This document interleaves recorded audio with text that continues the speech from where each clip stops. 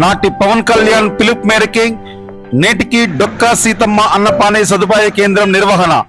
జనసేన నాయకుడు జ్యోతుల శ్రీనివాస్ వ్యాఖ్య. జనసేన అధినేత రాష్ట్ర ఉప ముఖ్యమంత్రి పవన్ కళ్యాణ్ పిలుపు మేరకు పిఠాపురం నియోజకవర్గ జనసేన పార్టీ కీలక నాయకులు, కాకినాడ జిల్లా జనసేన పార్టీ కార్యదర్శి జ్యోతుల శ్రీనివాస్ తమ సాయి ప్రియ సేవా సంస్థ ద్వారా గత 68 వారాలుగా పిఠాపురం పట్టణంలోని దుడల సంతలో పాడి రైతులకు, వివిధ ఆసుపత్రులకు వచ్చే అవుట్ పేషెంట్లకు డొక్కా సీతమ్మ అన్నపానీయ సదుపాయ కేంద్రాన్ని నిర్వహిస్తూ ఉన్నారు. ఈ అన్నపానీయ సదుపాయ కేంద్రాన్ని వందలాది మంది వినియోగించుకుంటున్నారు.